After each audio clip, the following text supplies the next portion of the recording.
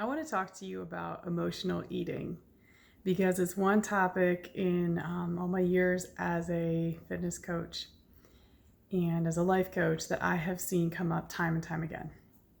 So, emotional eating is when you're stressed, sad, depressed, anxious, whatever, and almost without thinking about it, you kind of go into this trance-like state. And before you know it, you've like downed half an ice cream tub or half a bag of chips, or maybe the whole bag of chips. So before I start breaking this down for you, you need to understand how your brain works. Your brain's job is to clear as many things off the plate and put them in autopilot as possible. When your brain can clear out that space, it leaves its space open for higher cognitive functioning, like solving complex problems.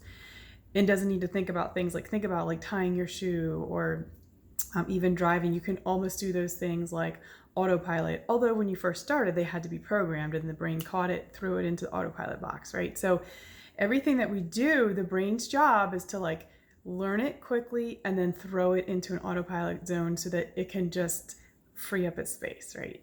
So we learn things very young when it comes to emotional conditioning as far as how to handle a problem. So when a feeling arises in us, it's kind of like a check engine light, and the brain is like, boom, I recognize that. This is how we treat it. So if the feeling comes up like a need for love or a need for nurture or a need for care, and say that shows itself as anxiety or depression or sadness, then your brain goes into that autopilot zone, almost overrides your will. Say your will and your decision, like cognitively, is like, I do not want to gain weight. I'm going to eat more cleanly. I'm not going to eat as much sugar. So your brain knows what it wants to do. But when the check engine light goes on, you're bypassing that and you're going into the auto programming route where your brain's like, boom, sad. And it sends a signal right back to the part of you that knows to just go reach for a carbohydrate. People are not emotional eating on things like celery or meat. When we're emotionally eating, we are looking for carbohydrate-rich food. So, people are going for the mac and cheese, the ice creams, the chips, the crunchy stuff. Like, that's what we're usually picking when we're emotionally eating. And the brain, that's the brain's primary source of energy is from carbohydrates. So again, that's why that's sending that signal. So you're almost overriding your will, going into autopilot. The brain doesn't want to deal with it. You're sad, boom, here's the solution. And so if we want to fix emotional eating, we need to actually rewire the way your brain is linked. So we need to set a new autopilot.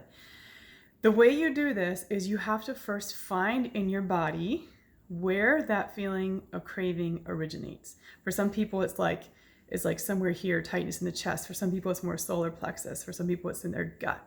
For some people, it's just like a feeling up in here. You need to identify when I feel craving, like the feeling right before I go and do some emotional eating. What's the feeling in my body? Because as soon as you start to recognize that, you have the ability then to recondition it. So the next time you feel that feeling, the first thing is to just like, oh, there it is. Normally, I just go to the fridge, pull out, whatever. Okay, now, what am I actually asking for? The brain has told me that I can solve this with carbohydrates, right?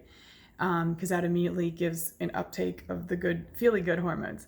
So what do I actually need? And one way I found this helpful, this sounds silly, is to actually talk to yourself as if you are yourself's friend. So like, oh, sweetie, what do you need? Like, what's this feeling? Like, oh, that's anxiety, or oh, I'm feeling nervous, or oh, I'm feeling sad, or whatever. Okay, that's the need. And we can't ignore that. That's why diets don't work. It's just trying to sheer willpower override what your spirit is asking for. You can't do that. It's not going to work. We will always, the needs of the spirit will always come out. So find the feeling in your body. That's the first thing. So you know how to feel it the next time it comes up. Then ask what you really need. What do you really need in that moment? And then you're going to have to give it to yourself in another way. So if I find that even having the conversation with myself, like, okay, what is it that I really need? well, gosh, I need love. I'm looking for love. Like, then I have learned, and I could help you learn, or we could do another post on this, how to give yourself love. That doesn't mean taking a bath, or maybe it means taking a bath or taking a walk, but you have to be able to condition something quickly. So that at that moment, when you're asking for love, like, what does that look like to be able to dial in, tune into a vibration of love? Or is there a mantra that helps you to tune into that vibration of love? Is there an article, like a bracelet or something that reminds you to like center back, like, oh, I need love. For me, sometimes I need to go take 15 minutes out, like just go to my room for a minute and like have that conversation, give myself what I need so I can come back out of it. Maybe it's anxiety. And if it is like, what do I need the most right now? And you're feeling that anxiety that normally would like auto program you to carbohydrates, right? So what do I need? I need reassurance, or I need faith, or I need, ask for what that signal is with that check engine light on. Does not mean carbohydrates. It means I need something, and ask, what is it that I need? And then we have to get good at reprogramming the need, right? So you can totally overcome emotional eating, but it's not going to be by willpower or by just like not buying things in the house. Those are definitely strategies, but those are starting from the outside, working in as a way to control behavior rather than starting from the inside, saying, what's my trigger? What do I most need in this moment? And that's getting to know yourself and starting to develop a great relationship with yourself, where you're giving yourself what you most need and getting rid of that old amphibian brain that's just having you give a quick solution for the carbohydrates. My point and takeaway is that you can rewire your brain, you can get aware of your triggers, and you can overcome emotional eating.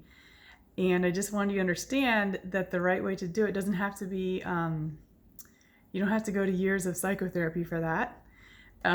You don't have to do all kinds of harsh withdrawal, withholding treatments for that. It's just simply understanding how your brain works and then taking the practice steps to rewire it.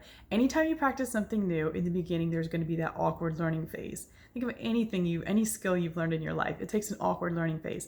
So in the beginning, when you're learning how to feel and identify what you most need, like that is going to take some intentionality and some work. And especially when you learn how to meet that need in a way that is truly soul fulfilling and that doesn't have to do with the carbohydrate link, right?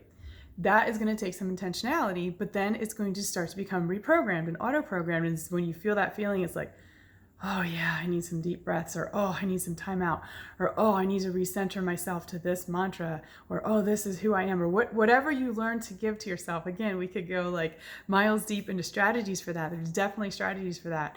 Just want you to understand that it's something you can overcome, something I want you to be free of. I know how devastating the effects of emotional eating are in someone's psychology, on their body, on the way they feel about themselves, on their self-esteem, their level of confidence. It makes me sad to see people have been truly wrecked by that cycle. And then it happens again, and it happens again, and each time it tends to just erode their sense of confidence in themselves. So I'm sharing that with you because if you are struggling, I want you so badly to break free from that, because I know how much that hurts your soul, your mind, your confidence, your body, all of that. And I know that like ultimately levels of health and joy and self-confidence come when you can overcome a struggle like that. And I want that for you. Reach out if you have any questions. I would love to help you through that. If you need one-on-one coaching, or if it's just a quick question you have, I also can do some follow-up series as far as how to meet needs based on triggers that you feel. Thanks for watching, and if you think there's someone that would benefit from this, please tag them.